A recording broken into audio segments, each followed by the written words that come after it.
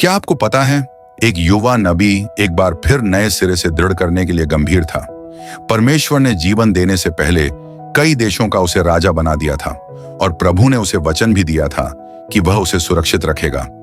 आप सभी का स्वागत है बाइबल वर्ल्ड यूट्यूब चैनल में। नए हो तो जरूर सब्सक्राइब कीजिए और कमेंट में हालेलुया और जय मसीह जरूर टाइप कीजिए। यह उस समय की बात है जब राजा योशिय्याह परमेश्वर के साथ अपनी वाचा को एक बार फिर नए सिरे से दृढ़ करने के लिए गंभीर था। परंतु यिर्मयाह ने जो लिखा उससे हमें पता चलता है कि बहतेरे लोगों ने उसकी आज्ञा को नहीं माना। यिर्मयाह के पास उन लोगों को देने के लिए एक कठोर संदेश था।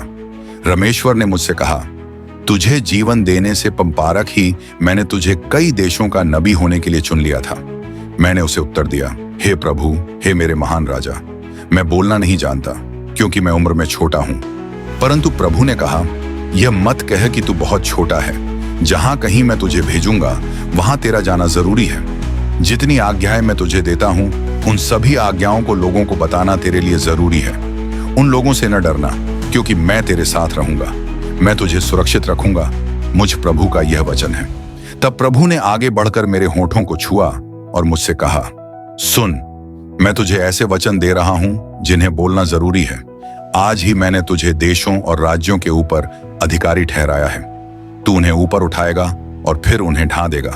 तू उन्हें नाश करके फेंक देगा, परंतु तू उनके फिर से बनने और बढ़ने में उनका सहायक होगा। बहुतेरे लोगों का यह विश्वास था कि वे यरूशलेम में काफी सुरक्षित हैं। यह वह स्थान था जहां पर मंदिर था। उन्हें इस बात का पूरा विश्वास था कि परमेश्वर उन्हें शत्रुओं के हाथों में पड़ने न देगा। यिर्मयाह इस बात को जानता था कि परमेश्वर केवल उन्हीं लोगों की रक्षा करता है जो उसकी व्यवस्था को मानते हैं। केवल पवित्र नगर में रहना काफी नहीं था। परमेश्वर यह चाहता था कि लोग पवित्र जीवन जिएं। प्रभु ने मुझसे कहा कि मैं जाकर मंदिर के फाटक पर खड़ा हो जाऊं। यहूदा के लोग वहां आराधना करने जा रहे थे। प्रभु ने मुझे यह बताना चाहा कि उनका सर्वशक्तिमान प्रभु परमेश्वर उनसे क्या कहना चाहता है। जिस प्रकार का जीवन तुम जी रहे हो और जैसे काम तुम कर रहे हो उन्हें बदलो। यदि तुम ऐसा करोगे तो मैं तुम्हें यहां बसे रहने दूंगा। यह सोचकर मूर्ख न बनो कि यहां पर परमेश्वर का मंदिर है, इसलिए हम सुरक्षित हैं। अपने मार्गों को बदलो, एक दूसरे के साथ ईमानदार बने रहो। परदेशियों, अनाथों और विधवाओं के साथ कठोरता करना बंद करो। भले लोगों की हत्या करना बंद करो। दूसरे देवताओं की आराधना करना बंद करो, क्योंकि इससे तुम्हारा जीवन बर्बाद हो जाएगा। यदि तुम बदल जाओगे तो मैं तुम्हें इसी देश में बसे रहने दूंगा। यह वह देश है जिसे मैंने तुम्हारे पूर्वजों को सदा के लिए दिया है। तुम झूठ पर विश्वास रखते हो।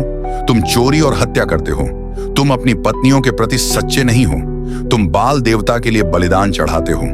तुम उन देवताओं की पूजा करते हो जिन्हें तुमने पहले से नहीं जाना था। तुम ऐसे काम करते हो जिनसे मुझे घृणा है। यिर्मयाह ने यह जान लिया था कि इस्राएल के लोगों को दुख उठाना पड़ेगा। उन्होंने परमेश्वर के साथ बांधी अपनी वाचा को तोड़ दिया था। परंतु वह यह भी देख सकता था कि एक ऐसा समय आएगा जब परमेश्वर अपने लोगों के साथ नई वाचा बांधेगा। प्रभु कहता है, मैंने अपने हाथों से अपने लोगों को मिस्र से बाहर निकाला, फिर भी उन्होंने अपनी वाचा को बनाए न रखा। मैं अपने लोगों के साथ अब इस प्रकार वाचा बांधूंगा। मैं अपनी व्यवस्था को उनके अंदर रखूंगा और उसे उनके हृदयों पर लिखूंगा। मैं उनका परमेश्वर होऊंगा और वे मेरे लोग होंगे। प्रभु को जानने के लिए किसी को भी एक दूसरे को सिखाने की जरूरत नहीं होगी। छोटे से लेकर बड़े तक सभी मुझे जानेंगे। मैं उनके पापों को क्षमा करूंगा और फिर कभी उनकी गलतियों को स्मरण न करूंगा। मुझ प्रभु का यह वचन है। बहुत वर्षों तक अलग अलग नबी लोगों को परमेश्वर के दंड के बारे में चेतावनी देते रहे, परंतु उन्होंने उन चेतावनियों को अनदेखा किया और अपने मार्ग को बदलना न चाहा। राजा नबूकदनेस्सर ने बाबेल के लोगों को और बाबेल को सबसे सामर्थी देश बनाया। 587 ईसा पूर्व प्रभु यीशु मसीह के जन्म से लगभग 600 वर्ष पहले बाबेल के लोगों ने यरूशलेम पर अपना अधिकार कर लिया। बहुतेरे लोग बंदियों के समान बाबेल ले जाए गए। उन्हीं में से सिदकिय्याह राजा था जो यहूदा का अंतिम राजा था। प्रभु यहूदा के लोगों से इतना क्रोधित हुआ कि उसने उनसे मुंह मोड़ लिया। राजा सिदकिय्याह बाबेल के राजा नबूकदनेस्सर के विरुद्ध हो गया। इसलिए नबूकदनेस्सर अपनी सारी सेना के साथ आगे बढ़ता गया। उन्होंने यरूशलेम के चारों ओर छावनी डालो, फिर उन्होंने खड़दी को, ताकि उन्हें नगर पर आक्रमण करने आसानी हो। यरूशलेम पर 2 वर्षों तक लगातार आक्रमण होता रहा। अंत में ऐसा समय आए लोगों के पास खाने तक के लिए कुछ नहीं था। तब उन्होंने नगर की दीवार को तोड़ दिया। बारबल के लोग नगर के चारों ओर थे, तो भी सिद की ब्याह और उसके सैनिक रात के समय भाग निकले। वे राजा के बगीचे से होते हुए और 2 दीवारों के बीच से निकलते हुए नगर के फाटक में बाहर निकल गए। उसके बाद वे वर्दन की घाटी की ओर भागे, परंतु बाबेल के लोगों ने उनका पोछा किया और सिद की याह राजा को यरीही के मैदानी इलाके में पकड़ लिया। उसके सभी सैनिक बिखर गए थे। सिद की याह को हमाद देश के रिबला नगर में राजा नबूकदनेस्सर के पास ले जाया गया। वहां पर नबूकदनेस्सर ने उसे बंदी बनाकर रखा। सिद की याह ने अपने दोनों पुत्रों को अपने सामने मारे जाते हुए देखा। राजा ने यहूदा के अधिकारियों को भी मरवा डाला। उसके बाद उसने राजा सिद की याह की आंखें निकलवाकर उसे अंधा बना दिया।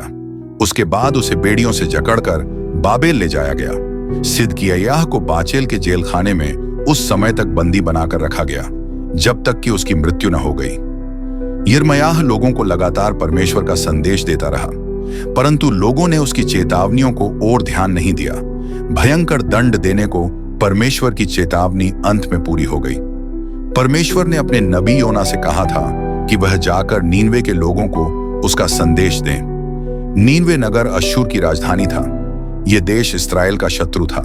यदि योना वहां नहीं चाहता था तो इसमें कोई आश्चर्य की बात नहीं थी, परंतु अंत में योना नीनवे नगर को गया।